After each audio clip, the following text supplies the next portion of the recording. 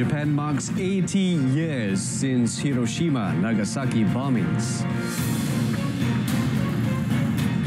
And also, US envoy will head to Moscow to impose new sanctions.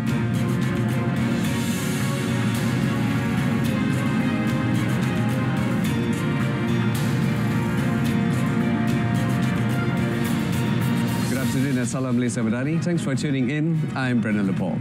The Palestinian death toll in the Gaza Strip has risen to 61,020, with 150,671 others injured since the conflict between Hamas and Israel erupted on 7 October 2023.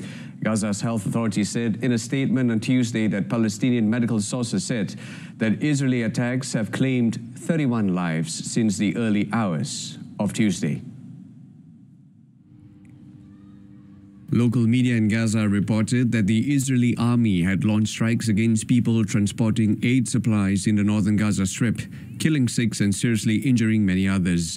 Further Israeli airstrikes in the northwest of Gaza City killed 5 and injured many more, while attacks on the area of Khan Yunis in the southern Gaza Strip killed 1 person. Israeli troops also struck the southern Gaza Strip city of Rafah. The Gaza-based health authorities said on Tuesday that the region's hospital recorded 8 deaths from hunger and malnutrition in the past 24 hours, including 1 child and 7 adults, bringing the total number of fatalities due to malnutrition to 188, including 94 children. Meanwhile, UN agencies on Tuesday continued to warn of insufficient amounts of humanitarian aid allowed into Gaza, as global monitors say famine is unfolding in the enclave. I hope you understand that the magnitude, that the difference between this very small amount of aid that has now come in, and everybody expect me to clap and say thank you, and the massive needs that are there, where people are literally dying on a daily basis. It's out of proportion. So I wanted to say that. But again, we have welcomed the forces. We continue to welcome these forces. We will do everything we can to get aid in and get it distributed safely. Images of starving Palestinians, including children, have alarmed the world in recent weeks. In response to a rising international uproar, Israel announced last week steps to let more aid reach Gaza, including pausing fighting for part of the day in some areas, approving airdrops and announcing protected routes for aid convoys. Palestinian and UN officials say Gaza needs around 600 aid trucks to enter per day to meet the humanitarian requirements, the number Israel used to allow into Gaza before the war. Japan today marked 80 years since the atomic bombing of Hiroshima with a ceremony reminding the world of the horrors unleashed. A silent prayer was held at 8:15 a.m. local time, the moment when U.S. aircraft Enola Gay dropped Little Boy over the western Japanese city on 6 August 1945. On a sweltering morning, hundreds of black-clad officials, students and survivors laid flowers at a memorial cenotaph with the ruins of a doomed building in the background, a stark reminder of the horrors that unfolded. Prime Minister Shigeru Ishiba said it was Japan's mission to take the lead forward a world without nuclear weapons.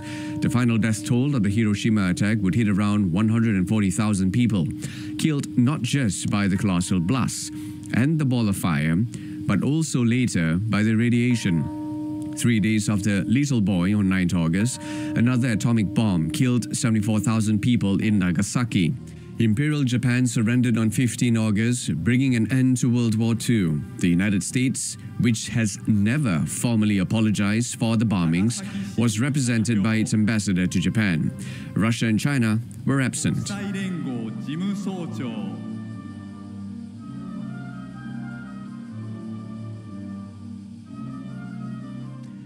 South Korea will prepare measures to help companies cope with higher U.S. tariffs and expand into new markets, the Finance Ministry said on Tuesday, as it kicked off a task force to prepare the new administration's economic policy plans. On the domestic front, the government will come up with measures to boost short-term demand as well as financial support for mid- to long-term technology development to enhance market competitiveness.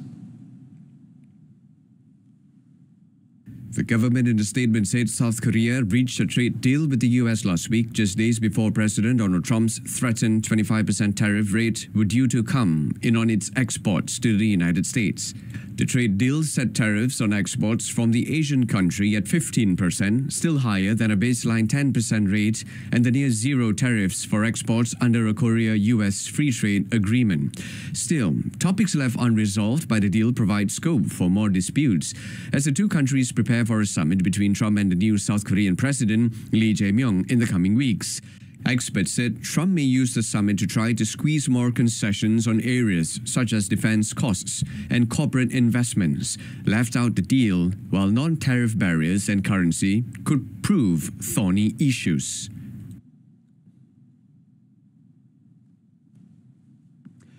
Brazilian President Luiz Inácio Lula da Silva on Tuesday vowed to defend the country's economic interests using all available means, including the World Trade Organization, WTO, in response to new United States tariffs on Brazilian imports. Lula told an event in Brasilia that he would not call US President Donald Trump because his counterpart did not want to talk, and referred to the day the tariffs were imposed as the most regrettable in the two countries' relationship. He said the Brazilian government had already begun efforts to boost foreign trade and support domestic companies even before the upcoming US administration takes office. Lula also addressed President Trump's reluctance to engage in dialogue, saying he would not call to discuss the tariff issue as his counterpart does not want to talk. However, he said he would reach out to Trump to invite him to attend the COP30 climate summit in Belém, Pará, this November. Vou ligar para o comercializadão porque ele não quer falar. Mas pode ficar certo, Marina. Eu vou ligar para o Trump para convidá-lo para vir para a COP, porque eu quero saber o que ele pensa da questão climática. Vou ter a gentileza de ligar. The US is set to impose a 50% tariff on Brazilian imports starting Friday. Lula expressed willingness to negotiate with Washington, but stressed that any talks must take place on equal terms and with mutual respect, underscoring Brazil's national sovereignty. India and the Philippines are set to expedite their pursuit of a bilateral preferential free trade agreement, Prime Minister Narendra Modi and President Ferdinand Marcos said during a joint statement on Tuesday. Marcos is on a state visit to India and is the fifth Philippines president to visit the country. The Philippine and Indian navies had earlier sailed together for the first time in the South China Sea. Indo Pacific क्षेत्र में शांति, सुरक्षा, समृद्धि और rule based order के लिए हम प्रतिबद्ध हैं। हम अंतर्राष्ट्रीय कानूनों के अनुरूप फ्रीडम ऑफ नेविगेशन का समर्थन करते हैं। अगले वर्ष फिलीपींस आसियान की अध्यक्षता करेगा। इसकी सफलता के लिए हम पूरा सहयोग देंगे। Our cooperation's tempo has increased in the last few years, and in security and defense, in trade, investments, health, and other fields of endeavor. I am elated therefore, today we further ratify this friendship by elevating it into a full-fledged strategic partnership. United States envoy Steve Witkoff will meet on Wednesday with Russian leadership in Moscow as President Donald Trump's deadline to impose fresh sanctions over Russia's war in Ukraine looms. Trump has given Russia until Friday to halt its offensive in Ukraine or face new penalties. The White House has not outlined specific action it plans to take on Friday, but Trump has previously threatened to impose secondary tariffs targeting Russia's remaining trade partners such as China and India. The move would aim to stifle Russian exports but would risk significant international disruption. Trump said Tuesday that he would await the outcome of the Moscow talks before moving forward with any economic retaliation. It was not specified if the meetings will include Russian President Vladimir Putin, whom Witkoff has met with several times previously. In recent weeks, Trump has increasingly voiced frustration with Putin over Moscow's unrelenting offensive. 3 rounds of peace talks in Istanbul have failed to make headway on a possible ceasefire, with the two sides appearing as far apart as ever.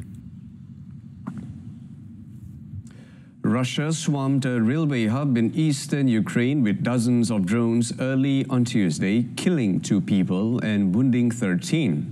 2 children were among the wounded in the strike on Lozova, Russia's largest of the war, on the town of around 50,000 in the Kharkiv region. Governor Oleg Sinihobo said the attack involved 34 drones and damaged the train station and nearby depot. It also temporarily knocked out power to 80% of the town. Rubble and debris littered the multi-platform station, whose stately Soviet-era building was heavily damaged in the attack.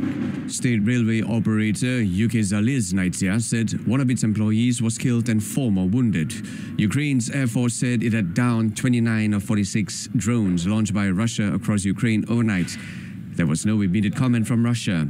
Both sides deny targeting civilians in the war that Russia launched with a full-scale invasion of Ukraine in February 2022.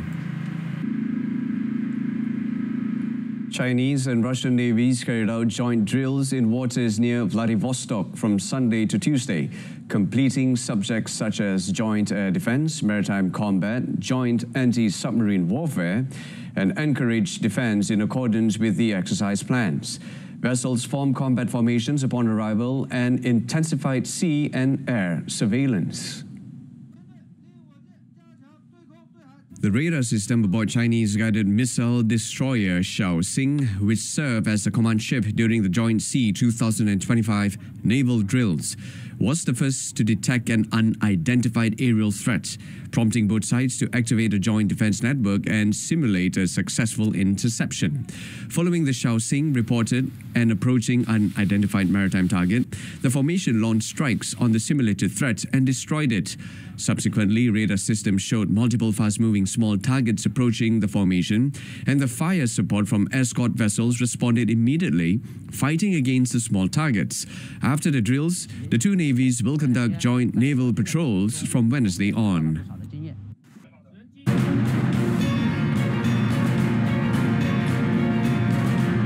And yet to come, floods in northern India killed 4. 50 others reported missing. Stay tuned.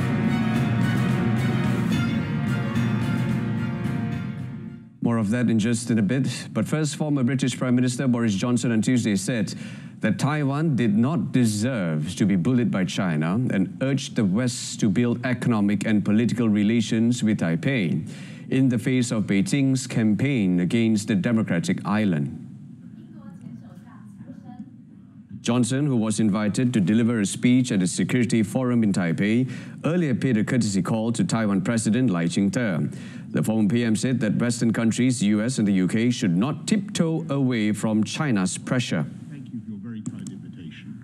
We in the UK, or certainly I'm now a private citizen, but I think there is absolutely no case for the current Chinese bullying of Taiwan. This is a free, peaceful society. It does not deserve to be intimidated in this way. There is no point in it, and I hope it stops as soon as possible. Beijing has in recent years ramped up military and diplomatic pressure campaigns against Taiwan, including daily military activities near the island. To assert territorial claims, the government in Taipei strongly rejects. Britain, like most countries, has no formal diplomatic ties with Taiwan, but the two governments have close economic and culture exchanges. Johnson is the 3rd former British Prime Minister to visit Taiwan. His trip comes at a time when Britain and China are seeking to further stabilize ties, as Prime Minister Keir Starmer is expected to visit Beijing later this year. Surging floodwaters and a torrent of mud swept through a village in the northern Indian Himalayan state of Uttarakhand, killing at least 4 people, while more than 50 others were missing, according to authorities and local TV channels on Tuesday. Teams from Army and Disaster Response Forces had reached the area, local authorities said, with workers trying to rescue people trapped under debris and sludge. Floodwaters and mud were seen surging down the mountain and crashing into the village, sweeping away houses and roads as people ran for their lives. The mudslide cleaved through Darali village, burying some houses, according to a video update shared by the state chief minister's office. An official told local media that 4 people were killed and many more had been rescued so far. Prime Minister Narendra Modi expressed his condolences to those affected and said teams were making every attempt to provide assistance. Uttarakhand is prone to floods and landslides, which some experts blame on climate change. At least 200 people were killed in 2021 when flash floods swept away 2 hydroelectric projects in the state. There are about 10,000 glaciers in the Indian Himalayas, and many are receding due to the warming climate. At least 70 people have been evacuated from a village in India's northern Himalayan state of Uttarakhand after flash floods and landslides in the area left several people missing. The state chief said on Tuesday, surging floodwaters and torrent of mud swept through the village Tuesday, killing at least 4 people, while more than 50 others were missing. विभाग अपने स्तर पर डॉक्टरों की तैनाती कर रहा है, दवाइयों की वहां पर तत्काल व्यवस्था कर रहा है, भोजन इत्यादि की व्यवस्था हो रही है और राशन वहां पर पहुंचे इसके लिए जिला पूर्ति अधिकारियों की पुलिस विभाग ने लगभग 160 पुलिस के लोगों को 10 सीनियर अधिकारी और 3 एसपी रैंक के अधिकारी वहां नियुक्त किए हैं. Teams from Army and Disaster Response Forces had reached the area, local authorities said, with workers trying to rescue people trapped under debris and sludge.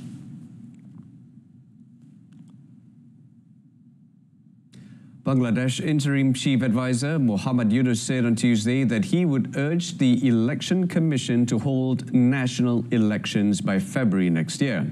Yunus, 85, is leading the caretaker government as its chief advisor until elections and has said he will step down after the vote. Delivering a televised address from his Dhaka office, the Nobel laureate spoke on the eve of the anniversary of last year's student-led uprising that ousted former Prime Minister Sheikh Hasina after 15 years in power. এবার যেন কেন্দ্রে কেন্দ্রে নারী ভোটারদের ঢল নামে আমরা সেই লক্ষ্যে সমস্ত ব্যবস্থা গ্রহণ করব। দেশের মানুষের ভোটাধিকার কেড়ে নেবার কারণে গত 15 বছর ধরে নাগরিকবৃন্দ ভোট দিতে পারেনি। এবারের নির্বাচনে আমরা আমাদের বকেয়া আনন্দ সহ মহা আনন্দে ভোট দিতে চাই। এবারের নির্বাচনে জীবনে প্রথমবার ভোট দিতে যাবে এরকম ভোটাররা নানা উৎসবের মধ্য দিয়ে ভোট কেন্দ্রে যাবে। তাদের এই দিনটি স্মরণীয় করে রাখার জন্য এর মধ্যে নতুন নারী ভোটার থাকবে, নতুন পুরুষ ভোটার থাকবে, এর মধ্যে এমন ভোটার থাকবে যারা 15 বছর আগে থেকেই ভোট দিতে পারত কিন্তু জীবনে একবারও ভোট দিতে পারেনি। He added that the people have to ensure that no government in the future can turn into a fascist. Yunus had earlier said elections would be held in April, but key political parties have been demanding he hold them earlier and before the Islamic holy month of Ramadan in the Muslim majority nation of 170 million people. In other news, the Federal Highway Police in Brazil on Monday seized 103 kilograms of gold from a pickup truck in Roraima, the largest seizure ever made by the agency. The seizure happened in Boa Vista, the capital of the state of Roraima, and resulted in the arrest of a driver transporting the gold. According to a police statement, the seized solid gold bars valued at 61 million reais were being transported from Rondônia and were possibly destined for Venezuela or Guyana when they were discovered during a police stop on the BR-401 highway. The driver, a 30-year-old man, was traveling with his wife and a baby. PRF agents identified inconsistencies in the documentation for the cargo, which was not in the driver's name. An initial search uncovered a small amount of gold, and after a more thorough inspection, more than 100 gold bars hidden in the vehicle's dashboard were found. The operation, which was coordinated by the Casa de Governo, aims to dismantle illegal mining operations in the Yanomami indigenous territory.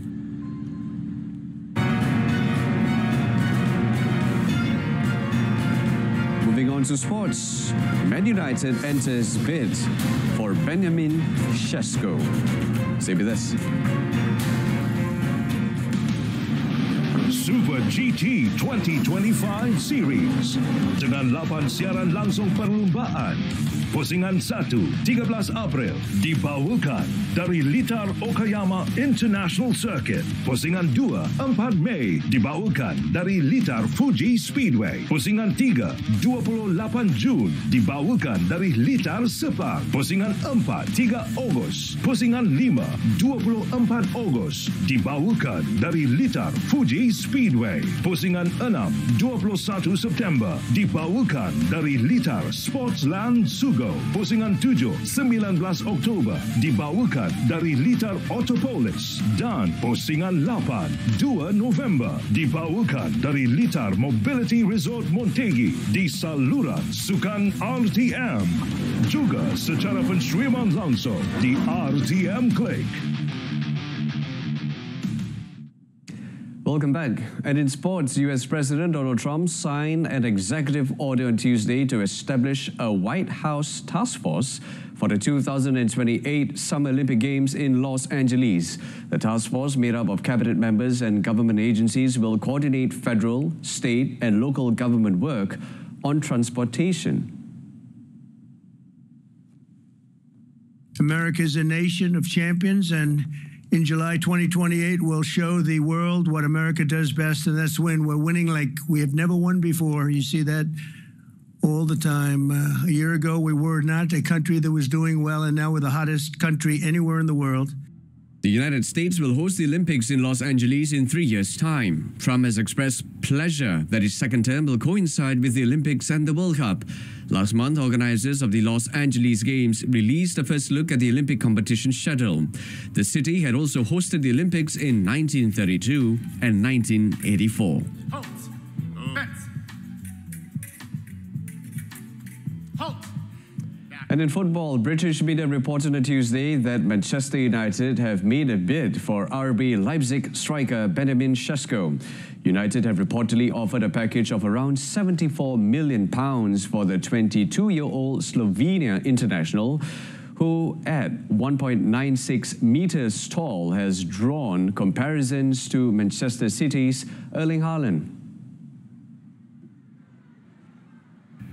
Part of the comparison to Haaland is that both played for Red Bull Salzburg before dipping a toe in the Bundesliga, with Haaland at Borussia Dortmund and Sesko at RB Leipzig.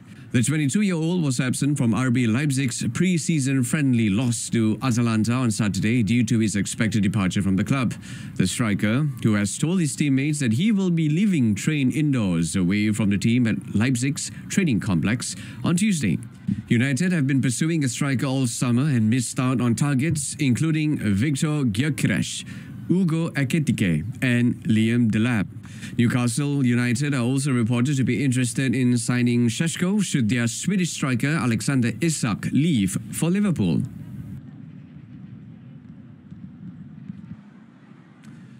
Former Porto captain Jorge Costa died on Tuesday at the age of 53 after suffering a cardiac arrest at a club training centre. The Portuguese side said the former defender, who was serving as Porto's director of professional football in his second season in the role, was rushed to hospital but could not be saved. Over his career, Costa played 530 games in all competitions, including 383 for Porto and 50 for Portugal's national team. Costa earned the nickname Beso, which means animal, from teammate Fernando Couto during their partnership in central defence. As captain, he led Porto to UEFA Cup glory in 2003 and a Champions League triumph in 2004 under manager Jose Mourinho. The defender was one of 6 players to win 5 consecutive Portuguese League championships with Porto, alongside Aloisio, Drulovic, Paulinho Santos, Rui Barros and Folha. Costa returned to the club in April 2024 as director under new president Andre Villas-Boas. Former Arsenal midfielder Thomas Partey appeared in a London court on Tuesday, charged with raping 2 women while he was a player for the English Premier League club. Pate, a Ghana international, is accused of 5 counts of rape relating to 2 women, plus a charge of sexual assault against a third woman between April 2021 and June 2022. The 32-year-old sat in the dock at Westminster's Magistrates Court dressed in black during the brief hearing and spoke only to confirm his name, date of birth and address. He was not asked to enter pleas to any of the charges. Pate was granted bail ahead of his next court appearance at London's Old Bailey Court on 2nd September. His lawyer previously said in a statement that Pate denies the charges and welcomes the opportunity to clear his name. He was first arrested in July 2022, though he was not named at the time, and continued to play for Arsenal while investigations were ongoing. His contract with the Premier League club expired last month. Belgian Olympic gold medalist Remco Evenepoel will leave Soudal Quickstep and join Red Bull Bora Hansgrohe at the end of 2025 season. His current team said on Tuesday that the 25-year-old former Vuelta a España winner, who won gold in the road race and time trial at last year's Paris Games, joined Soudal Quickstep in 2019 and was contracted to the team until the end of 2026. The contract talks surrounding Evenepoel's future is now over, with the Olympic champion ending his contract at Soudal Quickstep a year early after negotiating a release deal. Evenepoel's arrival is part of a profound transformation of the German team, supported since 2024 by Red Bull as the main sponsor. The signing of the Belgian confirms the intention to turn the team into a true superpower in world cycling. In December, Evenepoel collided with the open door of a vehicle while training in Belgium, suffering multiple fractures, a dislocated collarbone and contusions to both lungs. He underwent surgery and worried he might have to retire but returned to competition in April. Evenepoel was 3rd overall when he abandoned the Tour de France during the 14th stage last month. That wraps up World Today this time around. In our top story, Japan marks 80 years since Hiroshima, Nagasaki bombings. For business news updates, do join us tonight at 8:30 p.m. on TV1 or saluran Berita RTM. Till then, I'm Brendan Lepore. Malaysia Madani, Rakyat, Disantuni. Take care.